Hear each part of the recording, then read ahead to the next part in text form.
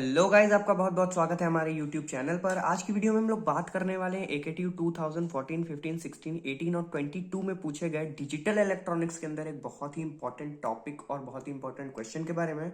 Question क्या है हमारा, what is rectifier, explain the working of centre taped rectifier, जिसे हम लोग फुल वेव रेक्टिफायर भी कहते हैं, full wave centre taped rectifier भी कहते हैं, विद इट्स वेव फॉर्म। ठीक है, सबसे पहले अगर हम बात करें रेक्टिफायर की, तो रेक्टिफायर क्या होता है हमारा, it is an electronic circuit that convert AC wave form into pulsating DC. मतलब कि रेक्टिफायर एक ऐसा इलेक्ट्रॉनिक सर्किट होता है जो किसी भी एसी वेव फॉर्म को पल्सेटिंग डीसी में कन्वर्ट कर सकता है, ठीक है, या फिर कन्वर्ट करता है।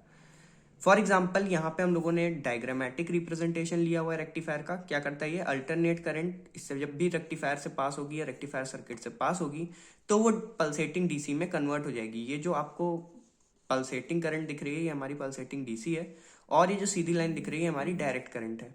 ठीक है, सो आई होप समझ में आ गया होगा। अगर हम लोग एग्जाम्पल की बात करें तो रेक्टिफायर का एक बहुत अच्छा एग्जाम्पल है आपका मोबाइल चार्जर। आप जिस भी फोन को अपने चार्ज करते हो तो चार्जर्स के अंदर रेक्टिफायर लगा होता है। ठीक है, वो आपके घर की एसी करंट को डीसी में, पल्सेटिंग डीसी में कन्वर्ट करता है और आपकी मोबाइल की बैटरी को चार्ज करता है। इसके अलावा अगर हम लोग बात करें centre taped full wave rectifier के बारे में, बेसिकली इसकी वर्किंग में दो साइकिल्स हम लोग देखेंगे कि किस तरीके से वर्क करता है। एक तो पॉजिटिव हाफ साइकिल के लिए, दूसरा नेगेटिव हाफ साइकिल के लिए। पर इससे पहले कि हम साइकिल्स के बारे में देखें, सबसे पहले मैं आपको सर्किट दिखा देता हूं कि full wave centre tap rectifier का सर्किट कैसा होता है। This is the circuit diagram of centre taped full wave rectifier. यहाँ पे आप देख सकते हो, यहाँ पे VI है हमारा वोल्टेज इनपुट, ये हमारा D2 है, ये हमारा D1 है। दोनों की डायरेक्शन RL के साइड में होगी और RL हमारा सेंटर में अटैच होगा। ठीक है, RL क्या है, load resistance. D1 D2 diodes. ठीक है, दो डायोड लगते हैं हमारे सेंटर टेप रेक्टिफायर में। डायग्राम आई होप आपको समझ में आ गया होगा। अब हम लोग देखते हैं कि जब पॉजिटिव साइकिल पे काम होगा तब क्या होगा। देखो, सबसे पहली चीज, जब भी पॉजिटिव साइकिल का हम बात करेंगे तो हमारा करंट की डायरेक्शन क्या होगी, फ्रॉम हियर टू हियर। ठीक है, इस डायरेक्शन में हमारा करंट मूव करेगा, यानी क्लॉकवाइज डायरेक्शन में। जब क्लॉकवाइज डायरेक्शन में करंट मूव करेगा तो D1 क्या हो जाएगा, D1 ऑन हो जाएगा। ठीक है, क्योंकि करंट ऐसे पास हो रहा है तो D1 हमारा क्या हो जाएगा, ऑन हो जाएगा, यानी कि फॉरवर्ड बायस। और D2 क्या हो जाएगा, क्योंकि ये रेजिस्ट कर रहा है तो ये आ जाएगा रिवर्स बायस कंडीशन में। अब ये रिवर्स बायस का मतलब यहाँ पे जो हमारा सर्किट है वो ओपन हो गया।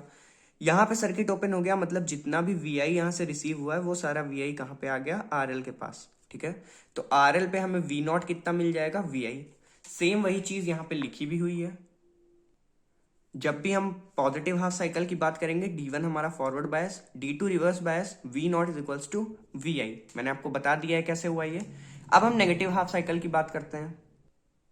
नेगेटिव हाफ साइकिल का मतलब है कि करंट की डायरेक्शन इस बार किधर से होगी, इस बार एंटी क्लॉकवाइज, यानी यहां से यहां।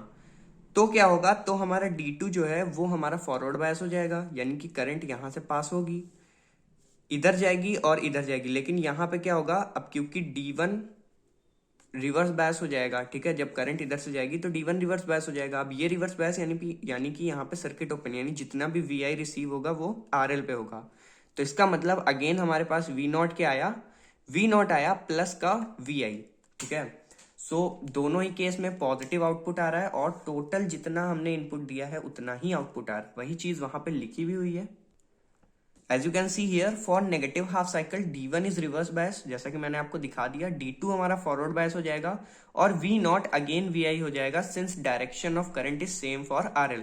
अब VI नेगेटिव नहीं है, पॉजिटिव है। उसका रीजन ये है कि जो RL पे हमारा रिसीव हो रहा है इनपुट, वो पूरा हमारा जो है वो सेम डायरेक्शन से आ रहा है, चाहे हम पॉजिटिव साइकिल पे दे रहे हो चाहे हम नेगेटिव साइकिल पे दे रहे हो। तो इसकी वेव फॉर्म किस तरीके से बनेगी, अगर हम पॉजिटिव हाफ साइकिल की वेव फॉर्म की बात करें तो V0 is equal to VI for positive cycle. बहुत ही इजी है वेव फॉर्म ड्रॉ करना। सबसे पहले आपको VI ड्रॉ करना है। इनपुट वेव फॉर्म जो होती है वो हमारी AC होगी। ठीक है, और अब हम आउटपुट के लिए ड्रॉ करेंगे। तो आउटपुट हमारा क्या आ रहा है, आउटपुट हमारा आ रहा है V0 is equal to VI for positive half cycle. Positive half cycle का मतलब है हम सिर्फ पॉजिटिव साइकिल को ही कंसीडर करेंगे। तो पॉजिटिव साइकिल में क्या आ रहा है, हमारा VI आ रहा है, यानी कि टोटल इनपुट जितना यहाँ पे है उतना ही आउटपुट यहाँ पे है। पॉजिटिव हाफ साइकिल सारी हमारी बन जाएंगी। ठीक है, नेगेटिव के लिए अभी हमने नहीं किया। जब हम नेगेटिव हाफ साइकिल की बात करते हैं तो हमारा नेगेटिव हाफ साइकिल पे क्या आ रहा है, पॉजिटिव वी, मतलब कि यहाँ पे भी हमारा आउटपुट क्या आ रहा है, पॉजिटिव आ रहा है और वी के बराबर आ रहा है। ये हो गई नेगेटिव हाफ साइकिल। अब अगर हम ओवरऑल वेव फॉर्म की बात करें कि सेंटर टेप की फाइनल वेव फॉर्म क्या बनेगी हमारी, तो पॉजिटिव हाफ साइकिल में पॉजिटिव इनपुट वोल्टेज और नेगेटिव हाफ साइकिल में भी positive input voltage. So overall हमारी पल्सेटिंग डीसी बनके आ जाएगी। आप लोग देख सकते हो जो मैंने आपको अभी स्टार्टिंग में रेक्टिफायर का यूज बताया था, सेम उसी तरीके से रेक्टिफायर की यहाँ पे रेक्टिफायर सर्किट का यूज करने से हमारी वेव फॉर्म कन्वर्ट हुई है। ये हमारी एसी वेव फॉर्म है और ये पल्सेटिंग डीसी में कन्वर्ट हो गई। So this is all about the centre tap rectifier. इसके अलावा जो न्यूमेरिकल्स पूछे जाते हैं, क्योंकि न्यूमेरिकल भी बहुत ज्यादा इंपॉर्टेंट है, इस टॉपिक से आपको एग्जाम में न्यूमेरिकल पूछे जा सकते हैं, बिल्कुल उसके 95% चांसेस हैं। उसके अलावा रिपेल फैक्टर, एफिशिएंसी, दो ऐसे इंपॉर्टेंट टॉपिक्स हैं जो आपको आने चाहिए सेंटर टेप रेक्टिफायर के अंदर या फुल वेव रेक्टिफायर के अंदर। सो ये सब चीजें हम लोग एक अगली वीडियो बनाएंगे जिसमें हम लोग डिस्कस कर लेंगे।